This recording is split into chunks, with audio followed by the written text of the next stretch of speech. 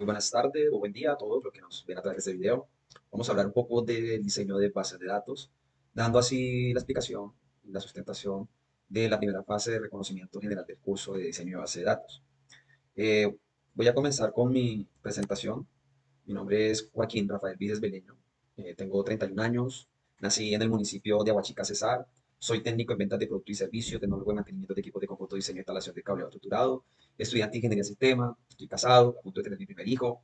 Me gusta mucho la música, todo el tema relacionado con la palabra de Dios, la Biblia, con la informática, los sistemas, la tecnología. Actualmente trabajo de manera formal e informal, haciendo actividades relacionadas con las TIC, por ejemplo, haciendo soporte de mesa de ayuda para diferentes empresas que me solicitan el servicio. También trabajo de manera formal en una oficina judicial, haciendo también la parte de sistemas, gestión de la parte de soporte de sistemas, del análisis de programas, en fin.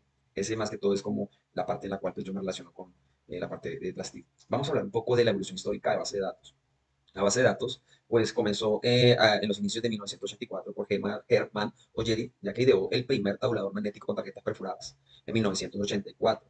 Ya en 1950, la llegada de las cintas magnéticas simplificó el registro de almacenamiento de la información con acceso secuencial. ¿Sí? Había un acceso secuencial en ese sentido para el acceso de la información. Ya en 1956 apareció el cobro de la mano de IBM, que ofreció un dato aleatorio. Pues, podía ser el dato como tal o la información como tal, pero era de manera aleatoria y no de manera puntual como se quería de pronto o como se maneja en este tiempo. Ya en 1907 se adquirió las bases de datos en red y el modelo de base de datos también, de tipo jerárquica.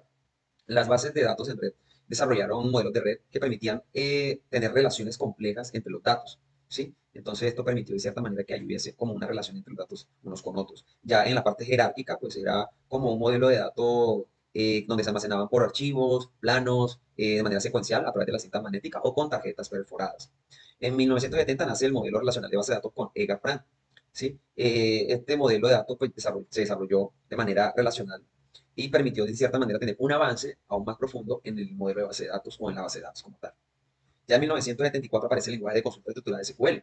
Este modelo se desarrolló por Larry Ellison. Él, pues, lo que permitió fue que se pudiera realizar consulta, manipulación de los datos, entre otras cosas. Y en 1980 SQL se convierte en una consulta de datos de manera estándar, ¿sí? Donde se introdujeron datos orientados a objetos, permite el almacenamiento directo de los datos complejos, integrando la teoría de base de datos, principios de programación orientada a objetos. Entonces, eso ya fue muy poco más profundo en el manejo de datos ya relacionado con la programación. Y en 1990 Microsoft lanza su sistema de base de datos que permitió, de cierta manera, tener una profundidad más en lo que tiene que ver con la base de datos. De ahí lanzan lo que es Microsoft Access como tal. Y ahorita pues manejamos ya las grandes titanes de la base de datos como son Oracle, eh, Microsoft, IBM, en fin, pues hay muchos bases de datos que surgieron después del año 2000, que fue los datos, bases de datos no relacionales, que eran datos no estructurados como modelos alternativos relacionales. Después vinieron las bases de datos en la nube, después las bases de datos en NewSQL, ¿sí? Lo que se hace es combinar ventajas de escalabilidad horizontal y transacciones así, típicas de la base de datos relacional. Después vinieron las bases de datos blockchain, que es a la que se maneja ahorita en la actualidad. Sí, son bases de datos distribuidas y descentralizadas que garantizan la integridad inmutable mediante la criptografía y el consenso distribuido como tal. Entonces, así ha sido la evolución histórica de la base de datos. Dentro de los conceptos de base de datos, pues tenemos los datos, las bases de datos como tal y los componentes de las bases de datos como tal. Entonces, los datos es una información, ¿sí? Que se puede almacenar y se puede utilizar para tareas específicas. Puede tener un dato, puede tener texto, número, fecha, hora, etcétera, etcétera. Ya la parte base de datos es un conjunto de datos ordenados, ¿sí?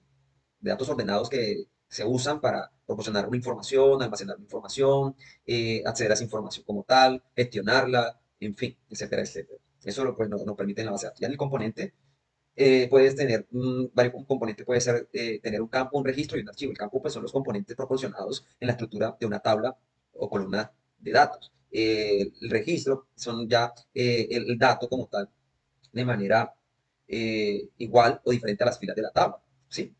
Y el archivo ya puede ser como que de cierta manera la colección de registros en una relación como tal.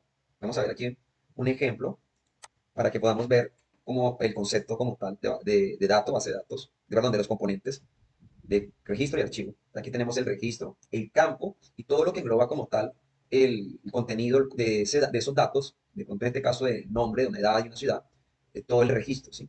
Que se manipula aquí, en ese sentido. Perdón, este es el archivo como tal, el registro y no el archivo de todo el dato como tal. Uso fue registro y es archivo. Bueno, dentro de los conceptos mencionados pues, tenemos el modelo de entidad relación. Es un modelo que permite representar las relaciones entre las bases de datos para que de cierta manera podamos de cierta manera exponer, organizar una información en base de datos. ¿Sí? La entidad, pues, como podemos ver, una entidad puede tener atributos y la relación puede ser de uno a varios, de uno a uno o de varios a uno. Por ejemplo, aquí tenemos la entidad llamada película, actor y estudio, que dentro de esa entidad, pues de cada entidad vemos que la entidad película tiene nombre, un año, de igual manera el actor tiene nombre y apellido, el estudio tiene nombre y dirección. Y así se maneja este modelo de entidad-relación. Por ejemplo, la entidad se maneja desde estudio a película. Tenemos que puede hacerse de uno a varios, porque puede influenciarse de esa manera. Un estudio puede producir muchas películas. ¿Sí? Un actor puede producir muchas películas. ¿Sí? Entonces, podemos ver que tenemos un modelo aquí como ejemplo de entidad-relación. Ya las tendencias que se manejan ahora son datos en la nube y datos no SQL. Sí, es la tendencia que de pronto se manejan hoy en día. Tenemos, por ejemplo, bases de datos en la nube de manera pública, privada, híbrida, que eso ofrecen de pronto a las empresas la capacidad de aumentar o reducir su potencial, ¿sí? Mejorar la infraestructura. Ya en las bases no SQL, pues tenemos estructuradas, estructuradas, no estructuradas, parecidas para manejar grandes volúmenes de datos como tal. Entonces, esa es la tendencia que se manejan ahorita ya pues en conjunto. Las bases de datos en la nube y no SQL ofrecen a las organizaciones hoy en día grandes capacidades de datos para poder manejarlos, gestionarlos y realizar análisis avanzados de la información que esos datos manejan. Tenemos un ejemplo aquí de bases de datos de un programa base de datos llamado Canai, que nos permite, aquí vemos, iniciamos el programa, le damos a ejecutar, se carga, se inicia el programa, aquí nos muestra ya para iniciar sesión, se carga el programa, ¿sí?